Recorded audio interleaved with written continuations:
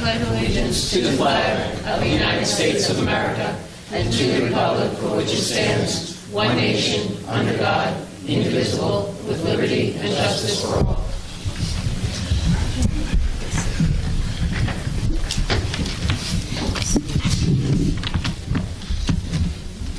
Pursuant to the Open Public Meetings Act, Chapter 231, Public Laws of 1975, this meeting has been duly advertised in the Asbury Park Press, issued November 30, 2011.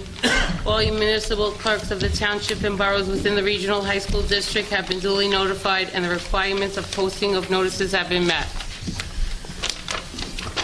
Superintendent's report. A few items. First and foremost, tomorrow evening at the Freehold Township Municipal Building, we have a public forum as part of the strategic planning process. There's been a great deal of invitations have been sent out to this point in time. The action planning phase of the strategic plan is about to begin. The action planning team leaders have been named and have been trained, and we'll be over there providing the community with an update as to the status of that process. A few other items. I wrote in my most recent blog about many of the educational changes that are occurring and attended the Commissioner of Education's convocation on the 29th, where 3 areas in particular were highlighted that will have a significant impact on our public schools. First and foremost, the new teacher evaluation requirements that will be implemented as of September 1, 2013, but must be planned for next year. What that entails is adopting a teacher evaluation model and training teachers and admins on an evaluation model that evaluates teachers under specific criteria related to student achievement. That has not been explicitly spelled out what that entails from the state's end, though they say in the next month or two they will have some more specific guidelines. However, it will certainly be a tremendous amount of time, a good deal of money to do that, and will be something where we'll have to focus in the 2012-13 school year our professional development upon that area. Certainly will come at the expense of some other things as well as we move forward there. We're also in the process, the HESPA is being phased out, which is the high school graduation requirement. We're moving to PARC, which is ultimately within the next 2 years, all of our students will take their content-specific test on computers. They're going completely digital in that sense. That is something that we also must start preparing for. And finally, the implementation of the Common Core standards, which I would implore, if there, parents in the audience, take a look at those standards and take a real good look at how different they are from what we're presently doing, because a lot of the content that we are used to as adults is being pushed down even further, and it's certainly going to require some significant change from public schools in terms of our curricular alignment as we move forward. So all 3 of those things are literally unfolding simultaneously, and we're going to have to manage that, and that's going to take a great deal of time and effort to get it right. A couple other items. Our Navy Junior ROTC program had their military ball this past Saturday. Approximately 430 people attended. To put that in perspective, I think they did the first ball 10 years ago and had about a little over 100 folks attend. It was a wonderful evening. I was there. The Colts Neck administration was there. Ms. Tomazik was present. And I thought it was just an excellent example of school, community, working together to recognize the achievements of our students. And our ROTC program is being considered for Program of the Year in the region this year, which is an unbelievable accomplishment, and they've been rated outstanding. There are 6 categories that they get evaluated on an annual basis, and in all 6 categories they were rated outstanding this year, which is the first time that that's occurred. We also had a job fair at Colts Neck High School this past Saturday morning. I'd like to thank Dr. Kegler for putting that together. There were, and the 35 to 40 administrators that gave up their Saturday to be there to interview prospective candidates. We conducted probably about 100 interviews over the course of the morning. And what we've done is we pre-select candidates. So we go through the resumes, kind of pick what on paper seem to be the cream of the crop, and then invite them. So it's an invitation-only job fair. And we conduct half-hour interviews with teams of administrators who then take pretty detailed notes on those candidates. And when we have our staffing meeting later this month, we then refer back to those interviews for some of the top candidates in the area. We also, in the middle of HESPA week last week, which is a very busy time for schools, especially a high school-only district, we were monitored by the state. So we had 12 Department of Education monitors present for the better part of the week who visited a number of places in our school district. The final report won't be out for a few weeks from those folks, but the exit meeting indicated to us that we were doing exceptionally well. There are some minor areas across the board that we're going to probably need to look at. We won't know that until the written report. However, I can tell you that the monitoring team was incredibly impressed with our district, and we really were one of the first districts in the state to go through a new process where they're taking multiple teams from the Department of Education, and rather than doing those monitoring visits, so if you had a special ed component, they would come and monitor your special education program only. They're not doing that. They're all working in tandem, so it's a huge endeavor to host that. The assistant superintendents coordinated that effort in all of their respective disciplines and did an excellent job.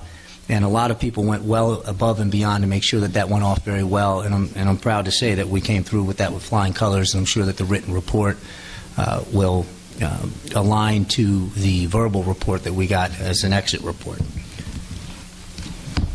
That's it. Marianne, curriculum. The curriculum committee had a meeting on March 1st here at Pine Street. We talked about the Learning Center and Career Academy admissions. On February 15th, the first round of acceptance invitations were released. And right now, the curriculum office is going through the wait lists to make sure that our program rosters are filled. We also reviewed the admissions process and exactly how we determine who's accepted. We also talked about the financial literacy, and we've been talking about this for quite some time. This current junior class is going to be the first class to have this financial literacy requirement for graduation. And for some of the learning centers, Med-Sci and Science and Engineering, they have very tight schedules in terms of when they can have electives and when they can't. And for just using Med-Sci as a case example, some of the students who are taking a third-year foreign language in their junior year are not going to be able to take a fourth year of foreign language because of this requirement. And so we thought it was important for the administration to reach out to students who are in this position so that if they wanted to get that fourth year foreign language to remain, some colleges prefer 4 years of language, that they either make sure that they somehow use independent study to get rid of one of the, to replace one of the requirements, and or go to New Jersey Virtual High School or find some other course to fulfill that requirement. The Special Education Advisory Council has 2 more workshops for this year. One is on March 21st at Manalapan High School at 7 p.m., which will go over college counseling. And then on April 12th at Colts Neck High School at 6:30 p.m., there will be Brookdale Community College admissions counseling. And then the last thing we talked about was plans for the summer. Previously, Mr. Sampson had talked about the College Board coming in and looking at our advanced placement courses, and for the second year, Fairfield Regional High School District, correct me if I'm wrong, got a distinction on the AP honor roll. And they're going to be having a summer bridge program this summer in Colts Neck High School. It's a 5-day course for first-time enrollees in the AP course. And every day for 4 hours, they're going to go over skills that will help a student navigate through an AP course, including note-taking, outlining, how to interpret graphics, how to analyze passages. It's going to have 125 students. There are going to be 5 classes, 25 each. For Freehold Regional High School District students, this will be free. There will be a shuttle bus that drives students from their home high school to Cold Neck High School for this program, and we're going to make sure that the program ends before fall preseason so that athletes also have access to this program. Carl, Mr. Ostola, Mr. Messenger, do you have anything else to add? No. Any questions? Thanks, Mary Ann. Wait, I have one question. The requirement for the financial class, is that a half-year or full-year elective class that we have? It's a half year. Half-year. The That's, difficulty. I can't, so when you said they'll have to go somewhere else to fulfill that requirement, or to do with their 4th level of, say, foreign language, if that's what they want? There are online programs that you can take during the summer, during the school year, like New Jersey Virtual High School, where you can take financial literacy. Some of the other learning centers have been able to build in that requirement into some of their like freshman courses or sophomore courses. That's what I think would be a good recommendation. I think that would be a great next step, especially for the science-heavy. Especially since it's a half-year type of program, I think they can, bring that into whatever program these kids are in. Usually be able to handle it if they're in an advanced classes anyway, learning center. One of my concerns would be students who don't necessarily come from a socioeconomic background that can afford spending the extra money to go to a virtual high school. Right, exactly. And I don't think that should really, Right. affect whether you can take 4 years of foreign language. So I'm sure the administration will be looking into options like that. Okay, great, thank you. Thank you, Mary Ann. Michael, you have financial report? Yeah, the last 2 Finance Committee meetings we had, the first one was the evening of our meeting at Marlborough High School, and then the second one was last Monday here.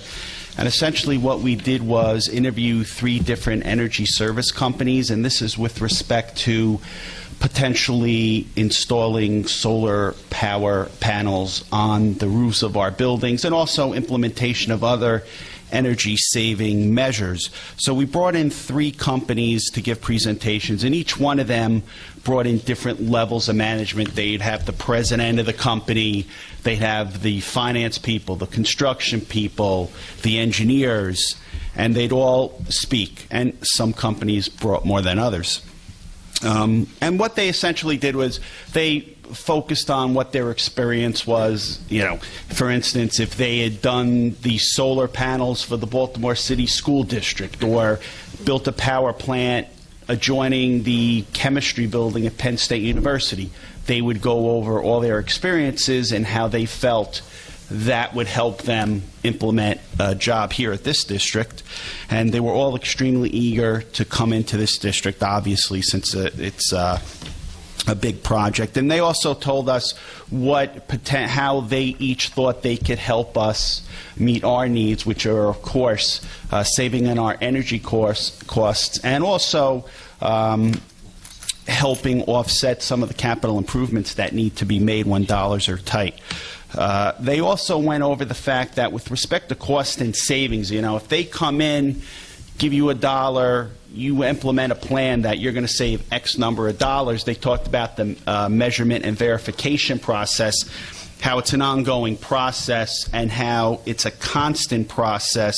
So it's not like they'll tell you you're going to save $2 million this year, and then on December 31st, you go to look whether you saved, $2 million. The fact is, it's a constant thing. So 24/7, you can see how many dollars have been saved in the district. And they also talked about some interesting things, like there's actually websites that the public can access, the students can access on a real-time basis to see what the energy savings are for this district in each of the buildings. They, of course, went over their financial strength, because when you implement a capital project like this, you need a financially strong partner.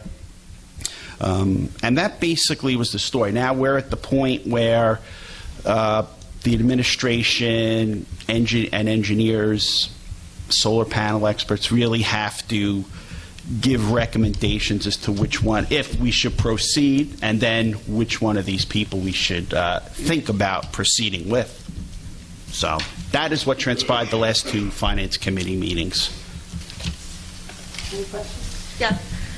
What struck me is you said that there would be websites that students can look at. At Swarthmore College, when we were updating to help save energy costs, students were actually involved with tracking the progress, seeing exactly how things were energy friendly. Do you think that would be able to, I don't know, somehow be integrated in curriculum and have students in classes follow? That, yeah, I mean, that was definitely something that was addressed. And one of the companies had actually talked about that exact thing happening and the interaction, how the students get involved in this. So based upon what we talked about, I would anticipate that certainly becoming the practice. Anyone else? Policy? Mr. Bruno's absent, so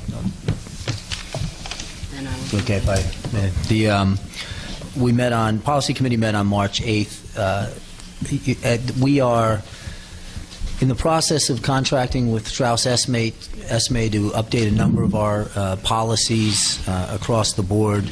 But what we focused on during our March 8th meeting, as we move toward the strategic planning process, an arm of that strategic plan is to certainly implement appropriate technology throughout the curriculum, and a natural outgrowth of that is certainly revisiting the policy end of that runs parallel to the smart use and the effective use of technology in schools.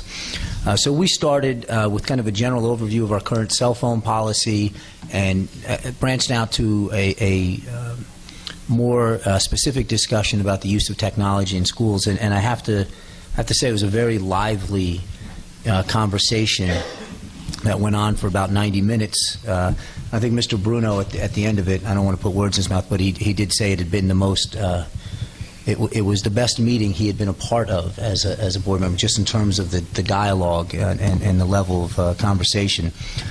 What we really established was that moving forward, regardless of what technology we bring into the schools, we should develop sort of a base, a framework of non-negotiables to work from, and certainly to put some specific caveats to where teacher discretion fits into the use of technology in a meaningful way, how it ties into the curriculum, what avenues we travel down. And it just so happened that I had attended a conference about a year or so ago that Mr. Comegno had given in another district he represents, who are certainly further along the lines of the smart use of technology within their schools, and they've done a lot of policy work over the past couple of years through trial and error. And he was kind enough to share his presentation with me, and we've reached out to that other school district to take a look at some of the policy changes that they've had to go through, and what were some of the bumps in the road for them as they increased access to the internet and things of that nature, started to utilize other online tools. So it was a beginning of a conversation that will be shared through multiple groups. Obviously, the building administrators, in particular the principals, are an important component to that conversation, and we're going to move forward with taking a look to most effectively kind of marry our policy development with the development of the use of technology, the expansion of the use of technology in our schools. Anybody questions? I had two things to add, but not related to policy. I didn't talk. I was talking with a couple of K-8 teachers, and they noted, we were talking about the relationship between the high school district and the K-8 district, and one thing that they noted that I was very proud of was that they feel that there's a lot more communication happening between our district and the K-8 districts, especially among teachers and curriculum. And it was really nice to hear that, to know that we're on the right path. And also with the ROTC ball, I come from a very Navy family, and I've been to quite a few military balls, and it was really great. Mr. Land, you did a great job in leading the high school. And one of the things I did notice is that the ROTC program has a lot more males than females. But if you look at the leadership, there's a lot of females in leadership positions. So I talked with a couple of the female leaders and asked them, just to go back and think about it on how we can support more female involvement in the ROTC. And if they get back to me with ideas, I'll share them with everyone. I just have a comment. I wasn't able to make it this year, but I did attend last year, and the keynote speaker was a female. And I think maybe it's great that she was there, and the girls were just enamored by her, But it might be a good idea to have a female come to speak before, a full school audience, instead of waiting until they're already in the ROTC. Do you know what I mean? Instead of just having a male come and introduce them, it would be a nice idea to have someone like that come to the school and speak, or even in 8th grade or whenever they get introduced to the program. Maybe that will draw more females into the program. Okay, now we're up to public participation. That's Simon.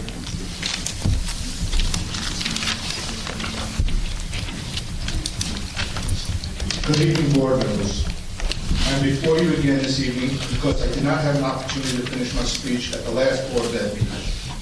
As I mentioned at the last meeting, and I will mention at every subsequent board meeting, not a single one of the 3 charges, not a single one of any of the 12 counts is valid, truthful, substantiated with evidence, warranted, legitimate, or reason for tenure charges to be brought against me. This is a witch hunt, and I want you and the entire community to know that. Shortly after the last meeting, the tenure charges and my response to the tenure charges started to make its way to the public. I know that some of this information came by way of oral requests. I also know that the district put out a press release indicating that my response contained highly inflammatory statements. Other statements were made in that press release, which frankly should have embarrassed every member of this board. My lawyer immediately responded, and I stick by the statement, that not one statement in my response is untrue. For this district to think it is okay to impugn my reputation with lies and think it is inappropriate for me to respond is just plain wrong. One of the biggest changes school districts this year have was the introduction of a new HIP, harassment, intimidation, and bullying policy, which was mandated for every school. Fortunately, this is one of the few policies that this district updated within the last 2 years. I will read the district's policy statement, which makes it clear what our expectations are regarding HIP. The Board of Education prohibits acts of harassment, intimidation, or bullying of a pupil. A safe and a civil environment in school is necessary for pupils to learn and achieve high academic standards.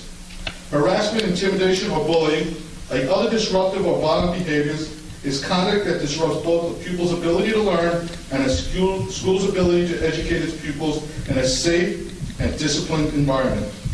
Since pupils learn by example, school administrators, faculty, and volunteers should be commended for demonstrating appropriate behavior, treating others with civility and respect, and refusing to tolerate harassment, intimidation, or bullying. The policy only applies to students. It does not apply to adults. This is a shame. But the policy does indicate that adults are role models and should demonstrate appropriate behavior, treat others with civility and respect, and refuse to tolerate harassment, intimidation, or bullying. It is apparent that this administration does not take this policy statement to heart. There was and is a great deal of bullying going on by some adults in this district, as was evidenced at the last board meeting, and it is sad that other adults tolerate this behavior. I hope as we move forward, our leaders will be the role models our students need. I am also quite perplexed that on February 21st, I provided the district with a 38-page response to the 12 counts, and in my response, I made it clear that our district policies relating to evacuation drills and fire drills are woefully outdated, and to this very day, this administration has not done a thing to address this serious issue. As a matter of fact, there was a shooting in a high school on the very day of the last meeting, and our district does not even have a policy for an active shooter, a mandated policy by the state. Let me paraphrase from the Strauss SB policy alert from December of 2010, which contains the policies on fire drills, active shooter drills, and bomb threats. These policies and regulation guides should be used to update the policy and regulation manuals of the school districts. All the policy contained in this policy alert must be updated for your district's manual to remain current and in compliance with state law. Obviously, we're out of compliance. Why did this district question me about 5 fire drills out of the over 100 drills I have conducted? Many of these drills with the help of the police department, the fire department, the building inspectors, the fire chiefs, and so on. And not have policies and regulations for active shooter drills, bomb threats, and an up-to-date fire policy, which is required. That is the question that this Board of Education needs to ask and demand answers for. The 5 fire drills in question were legal, safe, fully documented, reported to the district as required. Not one time did anyone question me about them. But now they are grounds for tenure charges? How can that be?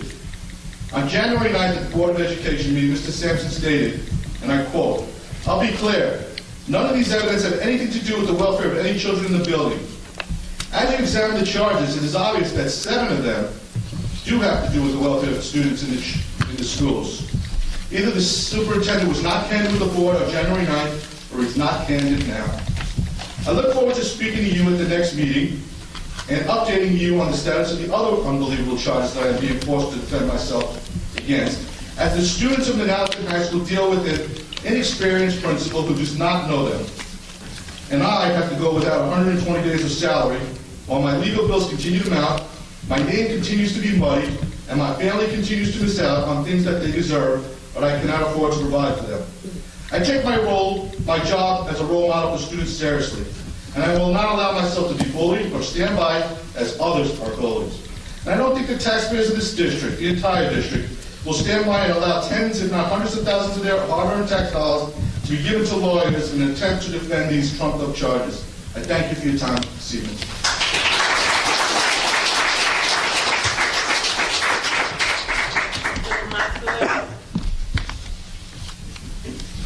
Thank you.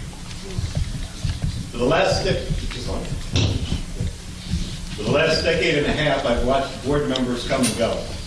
Many of you up here tonight are here because the voters replaced your predecessors for failing to realize that you are required to represent the taxpayers, the students, not the superintendent, whom you are supposed to be overseeing, not rubber stamping.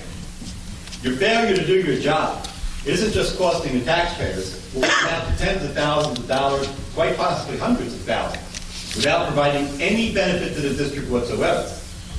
You bought in to the deflection of attention from the people actually responsible for the missing money to Mr. Simon.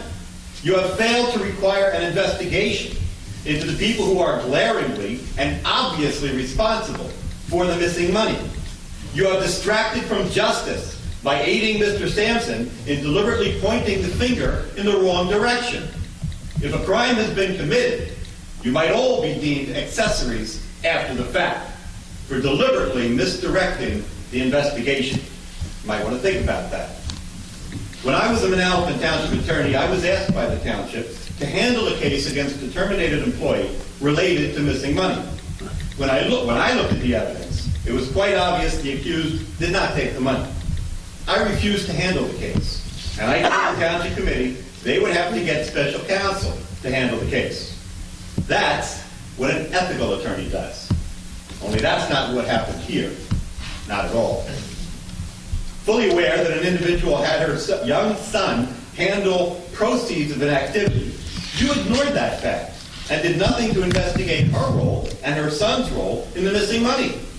This is particularly grievous in that her sister works at another school in this district and handled activity money there and had the identical problem with missing money. You never investigated. You refused to require an investigation. You embarrassed yourselves by signing off on charges that blame someone who didn't even touch that money, Mr. Simon, instead of the people who did. Fully aware that a secretary opened up a checking account in her name and the name of Manalapan. Mr. Moskowitz, good evening, and I apologize for interrupting. I don't need to caution you on the defamation laws. You're right, you don't. But I'm going to. You haven't mentioned any names. I think you've provided some identifiers, which would probably permit members of the crowd, those here and those possibly watching, to identify certain individuals. You and your client have been advised previously, and I want to mention to the public that the board has no further response to matters that are in litigation. This matter is in litigation. So although we are here and we welcome anyone that would like to make public comment, as these two individuals have, we'll hear it, and the board will hear it. But I want to caution you, sir, not to make defamatory statements. I've got a better idea. Instead of trying to do my job, maybe you should have done yours. Fully aware that a secretary opens up a checking account in her name and the name of Manalapan High School with no logical, legitimate reason for doing so, an individual who clearly had complete access to and handled all funds in issue in her affidavit, you failed to investigate why she had that account. You failed to investigate why she wasn't fired 2 years ago when Mr. Simon reported those accounts. Instead, you chose to point the finger at Mr. Simon on the basis of what may well be the most ludicrous and poorly drafted affidavit I've ever seen in my career. And how about the fact that she claims that twice, she rifled through Mr. Simon's desk drawers. Twice because she couldn't find anything the first time. Amazingly, she found it there the second time. If Mr. Sampson, secretary, is in the audience, or frankly any staff member working for anyone in this district, please feel free to rifle through your supervisor's desk anytime you feel like it. If anyone tries to discipline you for this, especially if you're on Mr. Sampson's staff, call me. I'll represent you. Because Mr. Sampson has officially signed a document establishing that this is absolutely permissible. 5 of the 12 counts relate to violation of fire drill policy. Fire drills, not fires. Ignored are the well over 100 fire drills conducted by Mr. Simon for which there is no issue. Aside from the fact that factually the allegations are absurd, the question that has to be asked is, what policy was violated? Is it the 2001 fire drill policy that's in violation of state law that was never updated?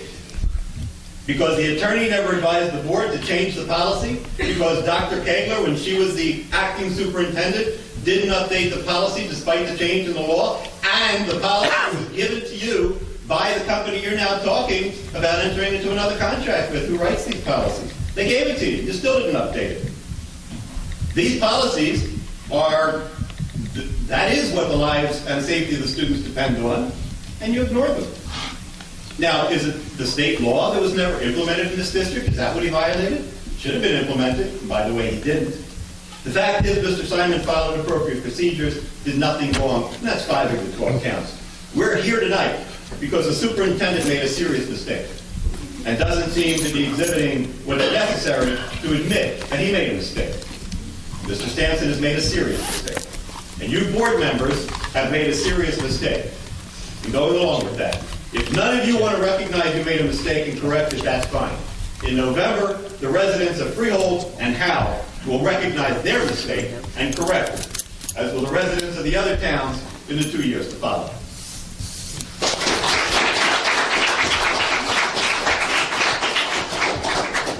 Maxine Sellin?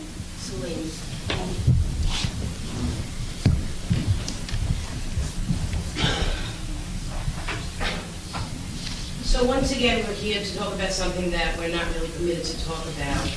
I'm really not sure why, thank you for looking at me, because 90% of communication is body language, and most of you are looking down, typing, writing notes, and aren't giving the speaker any attention. So with that being said, I'm not sure why we're not permitted to know how you people vote. I mean, I know how the congressmen and the senators from the United States vote. Why can't I know how you vote? To know whether you're voting the way I want you to vote. I read those 12 counts, and I have to say that I am ashamed and appalled that these housekeeping issues, if they are true, aren't being dealt with in an administrative situation, and that we're spending taxpayer dollars that are needed for very many other things affecting the children, okay? As I said at the last board meeting, I have a special needs kid who is going to require lots of services, and you're wasting money on lawyers. I'm really not sure of it. But I worked in a high-rise building for 10 years, and on the 44th floor, and every time there was a fire drill, we had notification prior to that fire drill. I'm really not at a loss at how this board operates and what checks and balances we have. I mean, I just don't understand that if money is missing, that somebody doesn't get on the phone and call the police when they realize money is missing. Especially if they don't like a person. I just don't understand why people are allowed to plan and plot. And although I appreciate what you said, Mr. Attorney, board attorney, doesn't say your name, so board attorney, slander, but there are people in the community that are slandering Mr. Simon. And there are people that are talking, and there is a lot of rumor and innuendo about what is going on. And I've heard some of these innuendos about principals at other schools who are jealous, who are in the community. And the reality is, lots of people make mistakes. We all make mistakes. I don't think you really knew what Mr. Sampson, what you were getting into when you were willing to sign off on these charges. And I don't think people realized how much Mr. Simon was liked in the Manalapan High School community. Now, this room is pretty full considering when the budget was did not pass a few years ago, only 113 people voted in Englishtown. So people generally don't come out of their homes at night for things that don't affect them directly. I am telling you that we, as a community, are unhappy with what is going on. It feels like a witch hunt. It seems like it's inappropriate. And aren't you accountable to us? Are you accountable to us? Mr. Board Attorney? Respond to that? Yeah. Was it Salim? Ms. Salim? Mrs. Salim? Good evening. Ms. Salim. I'm Mr. Comegno, or you can call me John, okay?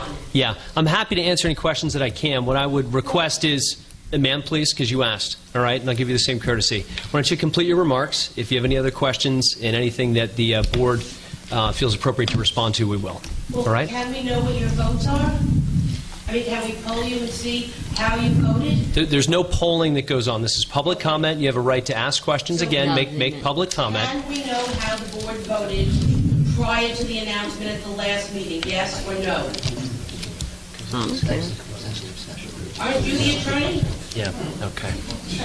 And when is that? Okay, all right. Did you have any other questions? Well, I didn't get an answer to that question. Okay, Yes or and no? like I said, ma'am, please conclude your remarks. If you have any questions to ask them all at the same time, and then we'll respond. All right? Okay, so I want to know how everyone voted, whether they voted to move forward with these charges. Obviously, these charges are in the hands of the state, so the state will obviously rule. And if the state does rule that Mr. Simon was falsely accused, what happens? I mean, do the people that voted against him, do they have to resign? I mean, it seems like there's a lot of stuff going on. Why do we hire the attorney that we hired to represent us when that attorney has, in the last 8 years, 3 years, whatever the time frame is, not been successful in any of those endeavors on the behalf of the Freehold Regional School District? So that's a question. Well, we don't have that attorney yet. Oh, go ahead. And why did you vote to do all of that prior to hearing the public's input? I mean, you waited long, the envelopes were found much before, the fire drills happened way before. So why couldn't you wait, I don't know, another 90 minutes?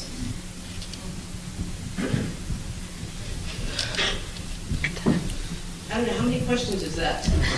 I'm so happy that Mr. Moses is not here telling me that my time's up. Or that my There's watch is not there's only up. 5 people speaking, right? Okay. Only have 5 people. You're all done? There were 28 people speaking last time, Okay. that's why he was giving everybody. Yeah.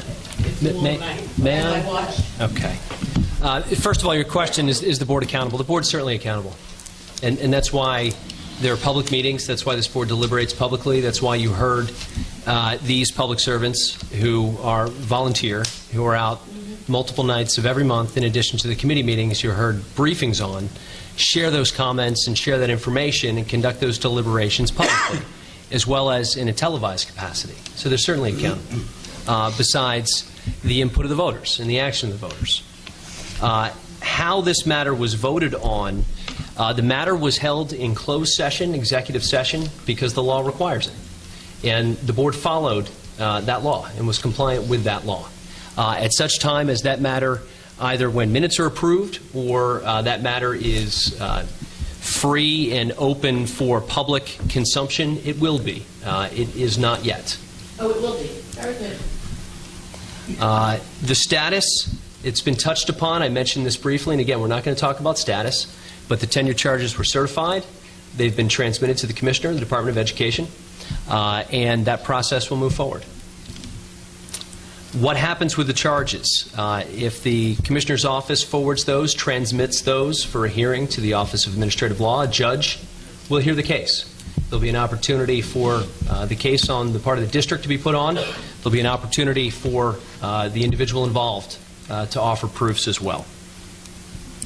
And I think that's about it. So in the event that Mr. Simon is innocent, or the charges are, if it doesn't go that far, it doesn't get to that judicial process. Administrative law. And by then, we will know how everyone voted, correct? Ma'am, I'm not going to provide any more comment other than, as far as the what ifs and what and when. I have nothing to Okay. hide, so it All doesn't right. make any difference to me. Thank you.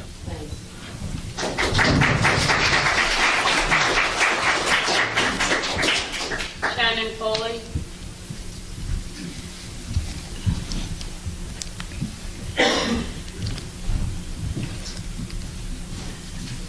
My name is Shannon Foley. I'm a graduate of class of 2011 and a current student at Westchester University. Mr. Simon has made a lasting impact on my life in several ways. While most kids don't want to run into our authority figures in the hallways, we were always happy to see him and glad to know he cared so much about all of us. Mr. Simon encouraged us to do our best, and even when we do not, he never loses faith in us. He gives us the drive to get back up and keep trying. Mr. Simon was always able to be greatly respected while at the same time connecting with his students as a mentor who understood the difference between dictating to his students and helping them beyond what they learned in the classroom. Each student's success was a priority to Mr. Simon, and he always made it a point that we knew that. Because of his great character, generosity with his time, even during after-school hours, perseverance, and hands-on interaction with his students has had a great effect on the person I am today. I'm so grateful to have had 4 years under Mr. Simon's direction, and it truly breaks my heart to know that others may not have that opportunity. There is one organization in particular that meant the most to me in high school called Save a Brave. I hope that with the help and support of our community, we can save this brave because we now need to achieve that.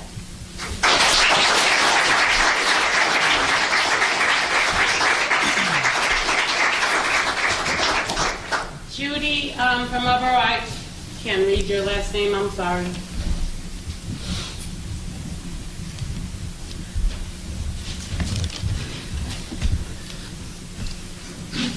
My name is Judy Horsfield, and I live in Marlborough. And I'm here for Mr. Simon. My son is a senior in the Science and Engineering Learning Center. My first encounter with Principal Simon was freshman year, where on 2 separate occasions, my son had his iPod and then his North Face jacket stolen. There was a thief wreaking havoc in the school. Many items were stolen, and Principal Simon allowed me to sit at his desk and view surveillance tapes to see if I could spot anything helpful in finding the thief. I thought he was incredible to take such an interest in, number one, to help me, and to number two, help the school catch the thief. 3 months later, more cameras were installed in the hallways. Sophomore year, I stopped by his office to say hello. He told me that he knew exactly who my son was and described something about him. Again, I was impressed. He took such a personal interest in knowing his students. Over the years, I had the good fortune to meet him again on several occasions. He always was in attendance at S&E activities and award ceremonies. He is his students' biggest cheerleader and celebrates their milestones with them. He is the best of the best, and we are lucky to have him as principal of Gallatin High School. I consider myself to be a good judge of character, and I believe that you, the school board, are dead wrong about him. Like with any job, whether it's in the corporate world, small business, or even the Board of Education. When a problem arises and is reported to the boss, it is the boss's responsibility to address the problem at an early stage and help and support the employee on finding a fix. For your employee, Principal Simon, to be shocked when his office is locked and he is escorted out of the building tells me that you failed him as a boss. When did you know about these so-called problems? Where was your help and support to fix them? Why did you wait for it to become a crisis before you responded? I scratch my head puzzled. Are these problems for real? I looked at your charges and I asked myself, why would Principal Simon put his great career and reputation in jeopardy by doing the wrong things? And I can only come up with one answer. He did not do the wrong things. I ask you to stop spending Marlboro's dollars and restore Mr. Simon to the position of principal of Manalapan High School so that my son can accept his diploma from his rightful principal.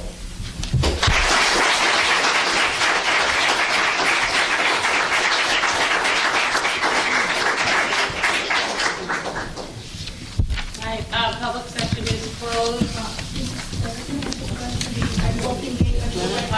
Again.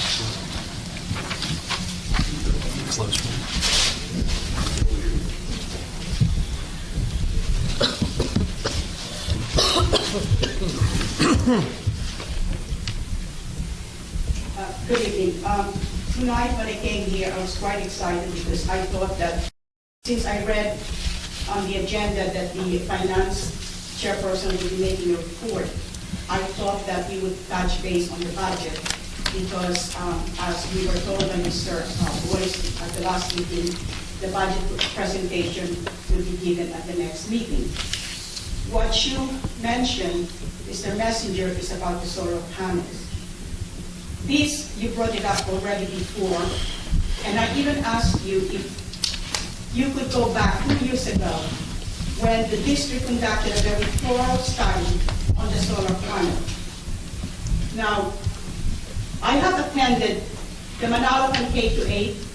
At one point, they were interested to go into the solar panel. Manalapan Township was also interested.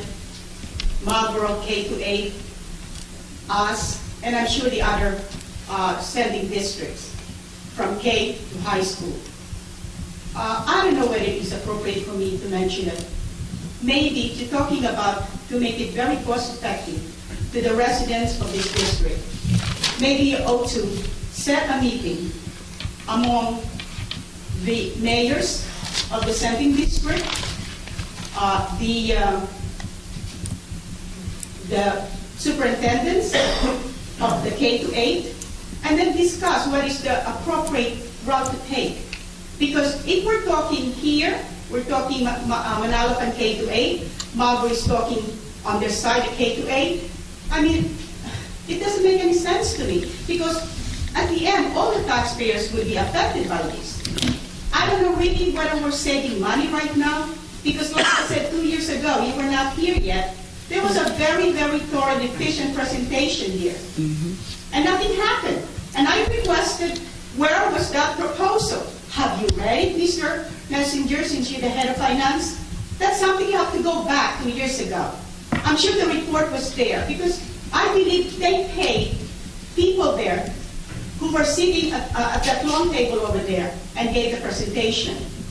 But he never came back to us, and I've been waiting. But it seems that everywhere I go, from here to K-8, and they always talk about the panels. I was just at the township meeting, and they were very big on actually, there was this guy who made a presentation, and they also did a presentation to Manalapan K-8. My point is, why don't you coordinate not only the district, but the mayors, the superintendents, and sit together? And is it really feasible for this district to go through?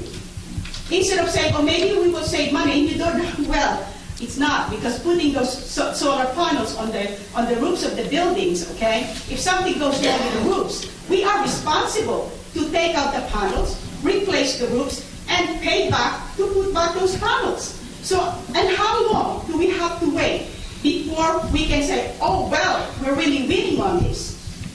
And I don't want to put no money on this shed until you can really prove that this will be cost-effective to all the taxpayers of the Central District. But what I was hoping to hear from you tonight was, where are we at this budget? That's what I was hoping. That's why I came here. Unfortunately, I apologize, I came in late.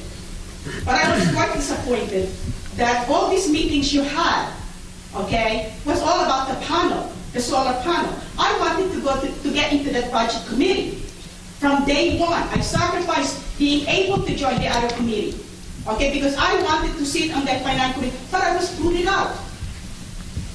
And you are the chairperson, and I expect more from you to update the public. Can I speak? No, wait. I will Hold on. because I'm only very limited time here, okay? Because I only got what I can be stopped. You answer me after, but that's my concern in that. And I'm sure that March 28 we will have the final budget presentation. I will implore the board, the administration, Mr. Sampson, like I said in the past, to please let's have a thorough presentation of the budget. I love the children, I love to see them getting sports award, but not that night. It should be all about the budget, okay? Because a lot of the taxpayers are hurting, and we want to know where we are on this budget. One more thing I want to bring to you, Mr. Sampson. Some meetings ago, you had a presentations on the vandalism, violence of the students. My concern is that about 2 meetings ago, I asked the administration whether we have adopted any actions or anything in place. Because I would say about a couple of weeks ago or less, the incident in Ohio, in one of the high schools in Ohio, where 4 students were shot and 3 of them died. And we all hope to God that it will never happen to this district. But God forbid, are we prepared? Thank you.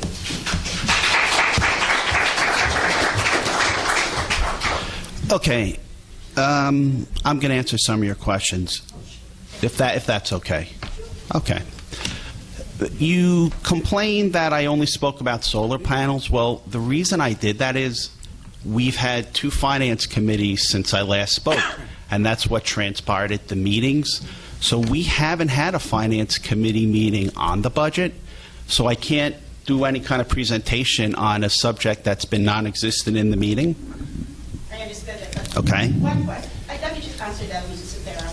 But the point is, like I said, at the next meeting will be purely the budget. And I thought by coming here tonight, I will somehow learn, okay, what is there in the budget. How Okay. You know what? I want to speak, if that's okay. Could I speak? Okay. 2 weeks from tonight, the 26th of March at Freehold High School, is going to be a presentation on the budget. So there's no need to be so uptight and nervous about it. Mr. Messenger, don't get me wrong, I'm not uptight. My point here is when I come in on the 26th, I want to know, at least have an idea where this budget is taking us. Okay? But I thought by coming here and listening to you since the Finance Committee was going to do a report, I thought somehow you will touch base on this. But there's a process. If I don't know it and the board doesn't know it, what are we supposed to present? There has to be. Mrs. But there has to be a first time you find something out, and the first time is coming. You're seeking information that at this point in time does not exist. Okay, because I've been asking about this budget, now you're telling me that 26. That's Well, we have to- only one, or are we going to have a series of meetings before the budget is struck? Tell me. But I don't want to. It will be- You will qualify the budget. It will be discussed at more than one meeting. Okay? The first one is 2 weeks from tonight at Freehold High School. That's fine. Freehold Are the Ice, Freehold public- Borough? The public will be Yeah. allowed to discuss? Or are you just gonna, usual thing, you're gonna have there on the bulletin board, and then every budget meeting, you will have the award presentation, and bingo, the promotion, which is unbearable. Nobody wants to pay attention to your budget presentation. I just hope that that will not happen. That's all I'm asking the administration to please. I myself would like to pay attention to the budget because the economy is so bad. I don't want to pay no more taxes. That's my concern. And if the taxes are going up, if you are going within the 2% cap allocated by the government, let's track it down to to nothing, okay? And we can find corners, we can find line item to eliminate. That's all my concern. I want to know exactly, not just point back to the little figure there and that's it. That's not budget presentation to me. I want to know in depth of the budget. I hope I'm not asking too much as a taxpayer. We're not doing the Thank you. You're not asking too much, but there's a process. I can't make up answers for you. There has to be a first time that something happens, so you should wait till... What do you mean by first time, Mr. Messenger? What First do you time. The budget is not, we haven't had a finance committee meeting on the budget yet. But you're going to have a budget presentation next meeting, In 2 weeks, that is correct. But it's a tentative budget. okay? I'm going to wait on the 26th. I'm not going to question you anymore. But like I said, I was hoping for some information tonight. Thank you.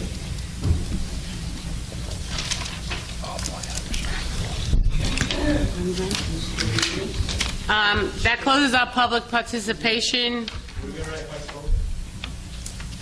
Go ahead.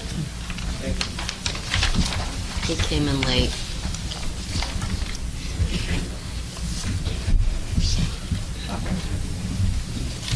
Hi, my name is Jonathan Ayaz. I'm a junior at Mount High School, and I'm here on behalf of Mr. Simon, in his defense.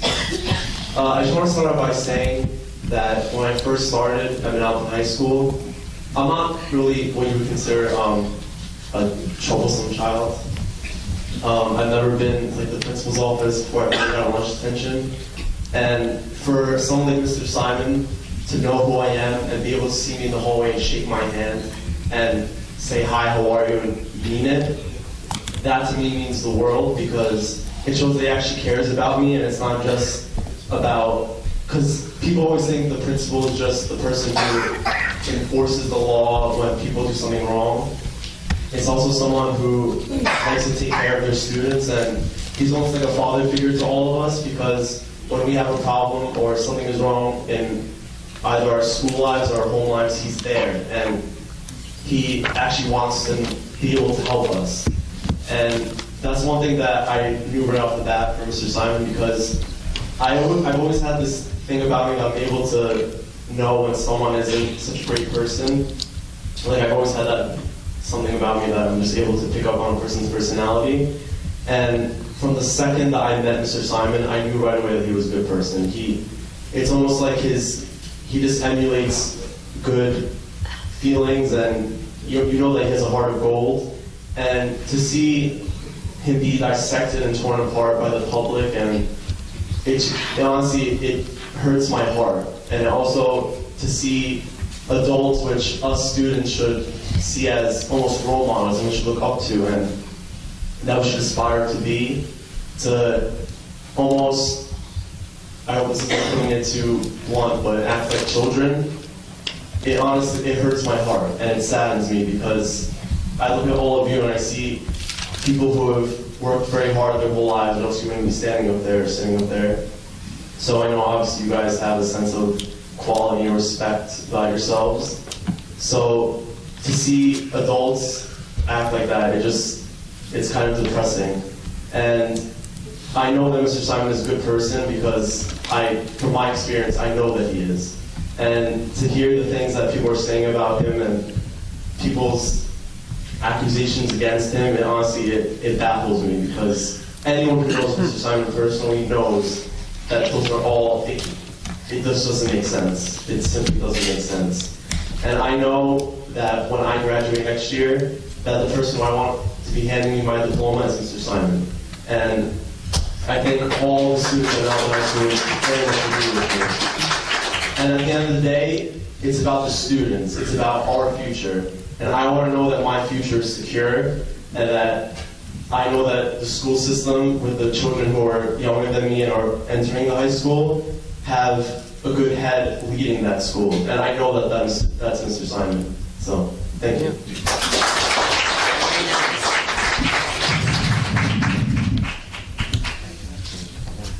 All right, I'm closing public session now. If I could just make a comment on the budget process. Okay. Is that okay? I just, for the board's refresh, just to make a comment on the budget process. As you know, our last meeting, the board adopted a tentative budget. That's something that we need to do in order to send it to the executive county superintendent for a technical review. That's been done. Mr. Sampson and I met with the executive county superintendent who signed off on that budget. The state has some rigid windows where the board needs to take specific actions, adopting a tentative budget and public hearing, which needs to take place during that 1 week at the end of March. So on the 26th, we will have a public hearing on the budget. As the board knows, my view of budget and finance committee full board responsibility has always been that I see it as a full board issue and not something that's lands on the finance committee. And as such, I've communicated with the whole board regarding the deliberative process of putting the annual school budget together. And I know, of course, a lot of you have received that information thus far. Regarding communicating with the community, what we've done in the past is the public hearing is on video. It's put on our website. We also put together some written communication, and we'll also consider, as we've done in the past, various community meetings to talk about the budget to the community, so we can consider that again as well. On the 26th is something that is the public hearing. It's at Freehold Borough High School, and that's when we can have a good discussion regarding those issues. So I just wanted to touch base on some of the timeline points along the way. Thank you, Mrs. Sotera. You're welcome. I need a motion to do the whole agenda. To move the agenda? Motion to vote on K1 to L1. Anyone have any questions? I need a second. Second. Discussions, questions? Mr. Acetola? Yes. Mrs. Canario? Yes. Mrs. Lavin? Yes. Mr. Lawson? Yes. Mr. Messinger? Yes.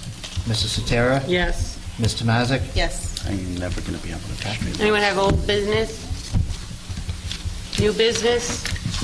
Mrs. Sotera, we had a custodian at Manalapan High School pass away, Joseph Broxmeyer. And I request that we have a moment of silence and stand for him. Can you please stand for a moment of silence?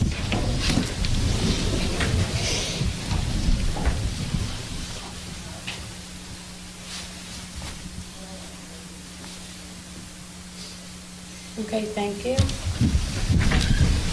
Anything else? A motion to adjourn? Motion. Second. All in favor? Aye.